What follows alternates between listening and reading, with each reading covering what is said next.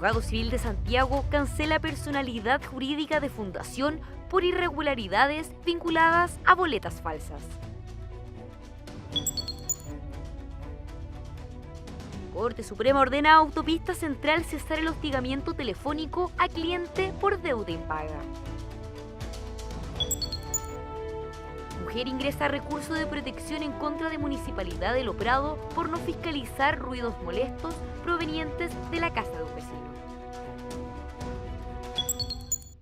Funcionó durante años como una fundación, pero el 28º Juzgado Civil de Santiago estableció que Chile Justo era una entidad que recibía dinero a través de boletas falsas. Tribunal que ante la solicitud del Consejo de Defensa del Estado canceló la personalidad jurídica de la entidad. ¿Qué se entiende por este concepto y cuándo se aplica? Aquí te lo explicamos. El 28º Juzgado Civil de Santiago canceló la personalidad jurídica de la Fundación Chile Justo, luego de acoger la solicitud del Consejo de Defensa del Estado por incumplimiento de estatutos sociales y por no dar respuesta a las solicitudes de documentos y antecedentes requeridos por el Ministerio de Justicia. Solicitó a la Fundación Chile Justo distintos tipos de información, de los cuales desde el año 2016 a la fecha no hubo respuesta. Simplemente no hubo ninguna información. Hay una presunción en la ley. Dice que se mirará como una infracción grave a los estatutos no enviar al Ministerio de Justicia la información que puede legalmente requerir. Según establece el Código Civil, una personalidad jurídica es una persona ficticia capaz de ejercer derechos y contraer obligaciones. Asimismo, podrá ser creada por un grupo de personas en torno a un objetivo de interés en común. Y tenemos dos tipos, unas que son asociaciones con fines de lucro y otras personas jurídicas como las fundaciones en las cuales no se persigue ningún fin económico. Las fundaciones deben adecuarse a sus estatutos, además de ajustarse a lo establecido en la Ley 20.500 sobre asociaciones y participación ciudadana en gestión pública. Si la persona jurídica, una fundación, una corporación, no se somete a los fines establecidos en sus estatutos, que puede solamente entablar el Consejo de Defensa del Estado a petición del Ministerio de Justicia, de manera de obtener la disolución por cancelación de la persona jurídica. Y es que durante 2018 se enviaron 6 oficios de la Subsecretaría de Justicia al Consejo de Defensa del Estado solicitando que distintas organizaciones sean disueltas por sentencia judicial. Además, 2 fallos de cancelación se dictaron durante 2018. Está requiriendo información de todo lo que dice relación con los estatutos de ellos, con los directorios, con la cantidad de los bienes que se han incorporado. Información documental requerida por el Ministerio de Justicia que no cumplió la Fundación Chile Justo y que derivó en su disolución por la justicia civil. La Corte Suprema ordenó a la Autopista Central que deje de llamar reiteradamente a una clienta que tiene morosidad con una cuenta impaga de un peaje. La mujer presentó un recurso de protección por sentirse vulnerada en su integridad psíquica luego de que la empresa la notificara de una deuda con 13 correos electrónicos y llamados diarios durante todo un mes. Entre el 5 y el 21 de septiembre del año 2018, la Autopista Central envió 13 correos electrónicos y realizó diversos llamados diarios a una clienta que tenía una deuda por no cancelar el tag. La usuaria, agobiada por la situación, decidió presentar estos antecedentes ante la Corte de Apelaciones de Santiago, indicando que se estaba afectando su integridad psíquica. Cuando las llamadas son fuera de los horarios establecidos en la Ley de Derechos del Consumidor, se alega ilegalidad, y por otro lado, cuando las llamadas son en un tono a veces amenazante o intimidatorio, cuando son demasiadas llamadas y es demasiado acoso, se alega derechamente que es un acto arbitrario. La causa llegó hasta la Corte Suprema, tribunal que acogió el recurso de protección y que estableció que en poco más de 2 semanas la usuaria recibió 13 correos electrónicos y que en 2 ocasiones recibió más de 1 al día. Nadie puede vulnerar la integridad psíquica de ninguna persona y en este caso el tribunal acoge este recurso de protección y es una gran victoria para una persona que ocupó un instrumento jurídico para protegerse de semejante abuso. La cantidad de llamadas, la frecuencia de las mismas y el tono, el contenido que tenga el mensaje que se transmita en cada llamada, llevan a ponderar los antecedentes para determinar si hay o no una vulneración de la garantía constitucional de la integridad psíquica. La sentencia establece que la empresa Autopista Central está facultada para comunicar a sus clientes sobre la existencia de deudas. Sin embargo, la entrega de información se concreta en el envío de un solo correo y no en la forma descrita por la afectada, por lo que el ejercicio de esta facultad, de la forma en que lo hizo la empresa, resulta abusiva, desproporcionada e injustificada, además de arbitraria. Las empresas todavía no entienden que una cosa es recordar y otra cosa es acosar. Esto sigue siendo una práctica y en ese sentido es muy valorable que la persona haya recurrido de protección porque siente un precedente importante para otros casos. El máximo tribunal ordenó a la empresa Sociedad Concesionaria Autopista Central a que cese los actos denunciados por la usuaria y que se abstenga de reiterar el acoso en el futuro. La Corte Suprema emitió un informe sobre un proyecto de ley que establece normas acerca de delitos informáticos. Su objetivo es adecuar la legislación chilena al Convenio de Budapest, que es el primer tratado internacional sobre los ilícitos cometidos vía Internet. ¿Cuáles son las atribuciones que se le otorgan a las policías para investigar un delito informático y cuánto se interfiere en la vida privada de las personas? Te lo contamos a continuación. Establecer normas sobre delitos informáticos para actualizar la legislación chilena y así adecuarse al Convenio de Budapest suscrito por varios países. Eso es lo que pretende un proyecto de ley que regula el acceso e intercepciones de comunicaciones privadas, iniciativa sobre la que la Corte Suprema se pronunció a través de un informe. La Corte enfatiza los deberes de Chile en la protección del derecho de intimidad y enfatiza la necesidad de que cualquier intervención en alguno de estos derechos debería seguir ciertos estándares internacionales. Hoy día, como está Internet, etcétera, y el desarrollo que tenemos, lo que nos interesa también son lo que se conoce en doctrina como los metadatos, es decir, las conexiones IP, los teléfonos que están incorporados, las veces que se realiza la comunicación, la georreferenciación de dónde se realizan las comunicaciones. Según nuestra legislación vigente, el Ministerio Público, a través de los fiscales, tiene la facultad de solicitar el procedimiento y este es autorizado por un juez de garantía con el fin de que las policías competentes, como carabineros o policía de investigaciones, lo lleven a cabo. No por el hecho de alguien estar siendo investigado, el Ministerio Público puede llegar e interferir en sus derechos fundamentales sin ningún control. Y lo que hacen los jueces de garantía, especialmente en este caso, es regular que cuando el Ministerio Público requiera tener acceso a estos datos o a esta información que potencialmente puede vulnerar derechos fundamentales, lo haga de manera razonada y siempre proporcional. En el informe emitido por el máximo tribunal se avala la necesidad de modernizar la legislación en materia de derechos informáticos, pero hace énfasis en el tiempo en que las empresas de telecomunicaciones tendrán que tener los antecedentes a disposición del Ministerio Público. Y ahí la Corte Suprema le dice, ojo, que esto de tener un plazo mínimo y no tener un plazo máximo puede afectar, como así lo ha dicho la Corte Interamericana de Derechos Humanos y otros organismos internacionales, gravemente la intimidad de las personas y se pueden ocupar estos datos para otros fines que son ilícitos. El proyecto de ley que fue ingresado el pasado 15 de octubre de 2018 se encuentra en primer trámite constitucional, mientras que el informe emitido por la Corte Suprema fue remitido al Senado a mediados de febrero de este año. Ruidos y vibraciones de una máquina instalada en una casa de Lo Prado provocó que una vecina de la comuna acudiera a tribunales. La mujer presentó un recurso de protección por falta de fiscalización del municipio ante estos sonidos molestos. Un ruido como este es el que una vecina de la comuna de Lo Prado escuchaba a diario durante la noche. Una máquina trituradora de plástico generaba vibraciones y molestias a la casa colindante. Fue en julio de 2017 cuando, cansada del ruido constante, la vecina recurrió al municipio de Lo Prado para solicitar una fiscalización. Denunció sonidos molestos, además de una actividad industrial no autorizada. Nosotros realizamos las inspecciones, no nos dejaron ingresar al domicilio, constatamos sí que efectivamente había ruido y vibración en la casa de la señora que denunciaba. El municipio emitió los informes al juzgado de policía local, pero al no lograr ingresar al domicilio denunciado, no siguieron adelante con el procedimiento. La mujer presentó un recurso de protección contra el municipio de Lo Prado, acción cautelar que la Corte Suprema acogió. La municipalidad tiene el deber de llevar adelante este procedimiento conforme a su propia ordenanza del medio ambiente y por tanto de que tiene que solicitar a la Secretaría Regional Ministerial de Salud Metropolitana que haga las respectivas mediciones de ruido. Se entregó la información también a juzgado de policía local, a propósito de que nosotros también nos consultaron, se le entregaron todos los antecedentes y ahora se ofició a la Seremi de Salud para que pueda hacer la medición. Mediciones realizadas con un instrumento denominado sonómetro, en este caso en particular en una zona residencial, y de acuerdo al Ministerio de Medio Ambiente, los niveles máximos de ruidos permitidos son de 55 decibeles en horario de 7 a 21 horas. En horario nocturno, en tanto, el ruido equivaldría al tránsito vehicular en una calle con poco tráfico.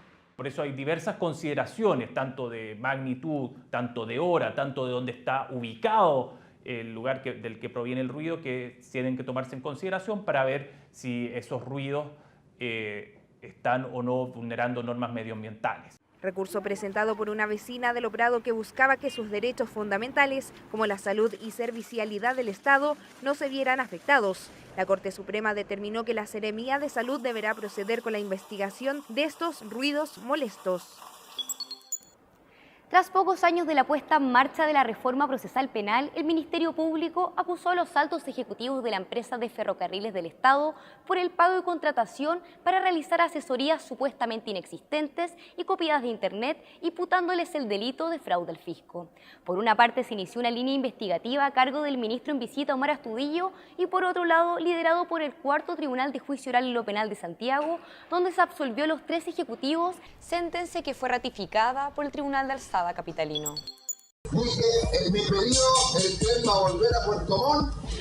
En un rato más estaremos en Puerto Montt cumpliendo la promesa, así como ahora la estamos cumpliendo con ustedes. Cumplir con un plan trienal 2003-2005. Esa era la promesa del entonces presidente de la República, Ricardo Lagos. Pero el camino a la modernización del transporte no llegó a concretarse de tal forma. Trenes y estaciones abandonadas, producto de una inversión millonaria que no dio frutos. Motivó una doble investigación en el área penal, causa en el que 3 ejecutivos de la empresa de Ferrocarriles del Estado fueron acusados del delito de fraude al fisco.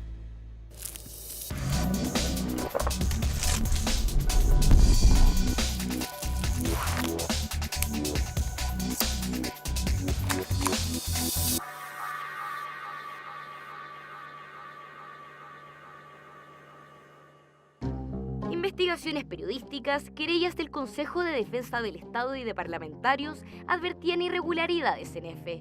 Asesorías gerenciales no realizadas y honorarios por labores inexistentes eran solo algunas de las prácticas presuntamente ejecutadas en distintos años. Nos dimos cuenta de que existían hechos, incluso que estaban descritos en la misma querella, que abarcaban periodos anteriores al mes de junio del año 2005, es decir, a la entrada en vigencia de la reforma procesal penal en Santiago, lo cual determinó en definitiva que se abrieran investigaciones en paralelo.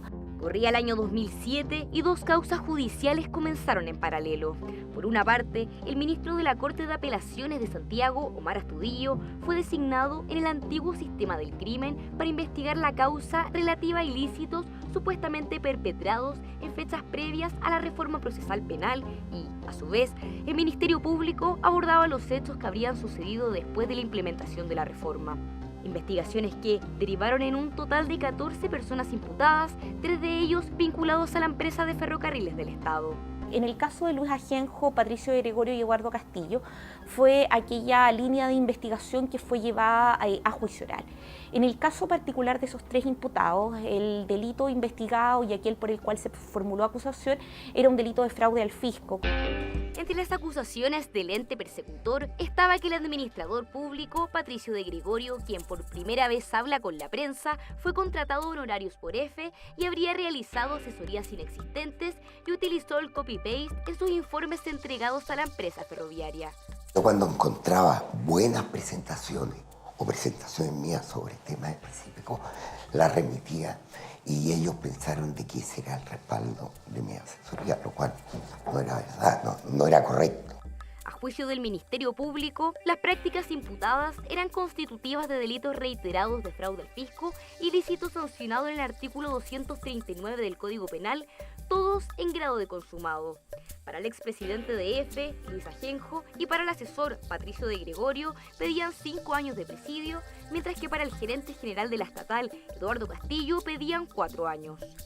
Se le imputaba que él había trabajado, supuestamente para EFE, desarrollando trabajos que no existían y por los cuales él habría obtenido una remuneración de forma ilícita, lo cual está sancionado efectivamente por la legislación chilena.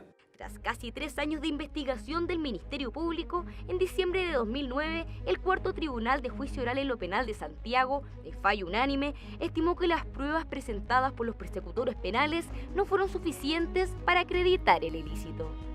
La verdad es que el tribunal no pudo tener esa convicción. De hecho, al testigo principal, el gerente de administración, lo tuvimos aquí y ese testigo no pudo decir que había recibido una orden o una instrucción del presidente para contratar a esa persona.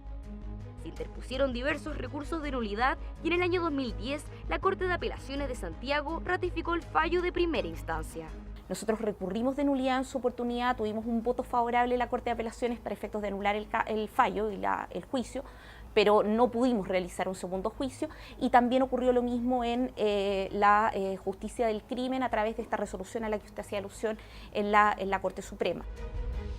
En abril de 2014, el ministro Omar Astudillo condenó al presidente del directorio de EFE, Luis Ajenjo, a 3 años de presidio, pena que fue ratificada por la 7ª Sala de la Corte de Apelaciones de Santiago, ya que se acreditó la responsabilidad de las defraudaciones. Sin embargo, un año después, la Corte Suprema acogió el recurso de casación y absolvió a Ajenjo. Según establece el fallo de la 2ª Sala, no hay una defraudación dolosa, sino que un reproche administrativo por descuido de deberes. Una vez que salió nuestra decisión de absolución, medios de comunicación importantes llamaban a la opinión pública a aprenderse nuestros nombres de los jueces de memoria para recordar a estos jueces malvados que habían absuelto a estos imputados. 2 investigaciones penales independientes del sistema antiguo y el reformado que derivaron en absoluciones, aunque en otras aristas hubo condenados en procedimientos abreviados. El caso quedó marcado en los intervinientes del proceso por ser uno de los primeros juicios de larga duración y para la opinión pública como una promesa incumplida.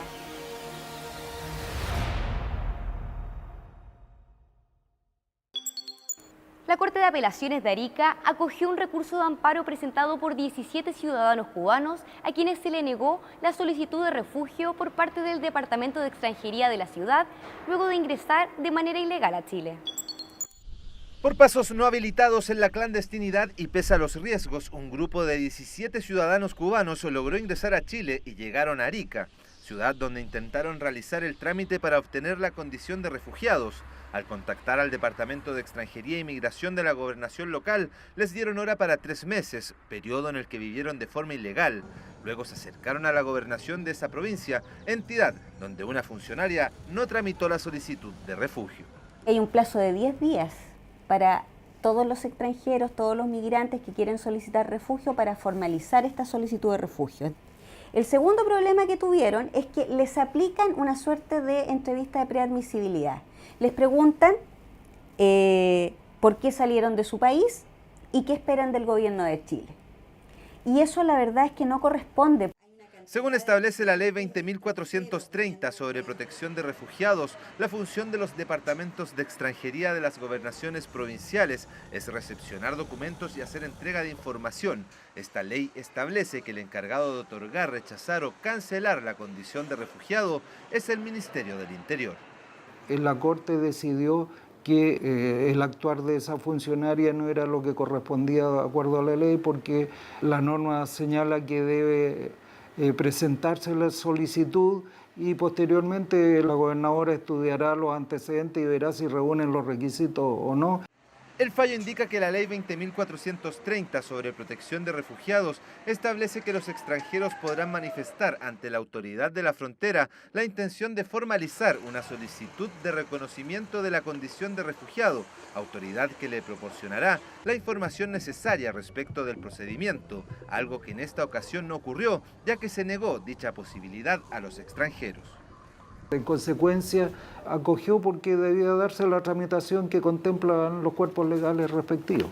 El fallo concluye que la Gobernación de Arica debe recepcionar la solicitud de refugio. Además, se les otorgó a todos los extranjeros 10 días hábiles administrativos para que se presenten en dicho organismo. En la siguiente cápsula educativa te contaremos sobre los informes de proyecto de ley que emite la Corte Suprema, en qué ordenamiento jurídico aparecen y para qué son utilizados. Cuando se genera un proyecto de ley, se realizan diversos informes por parte de distintos organismos e instituciones para complementar la normativa que se encuentra en proceso de creación o modificación. Es así como la Corte Suprema, según lo establece la Constitución Política de la República, debe pronunciarse dentro del plazo de 30 días contados desde la recepción de un oficio en que se solicite su opinión. En el caso que el presidente de la República presente una urgencia al proyecto de ley, se informará a la Corte para que la consulta sea resuelta dentro del plazo que implique la urgencia respectiva. De no emitir su opinión dentro de los plazos aludidos, se tendrá como entregado el documento del máximo tribunal. El Poder Judicial, a través de la jurisdicción Coyhaique, firmó un acuerdo operativo con servicios públicos del sector de salud y justicia para mejorar el seguimiento de las medidas de protección de niños, niñas y adolescentes. Te contamos sobre sus alcances en nuestro bloque de noticias. El presidente de la Corte de Apelaciones de Concepción, César Panés Ramírez, encabezó la última mesa interinstitucional de su periodo.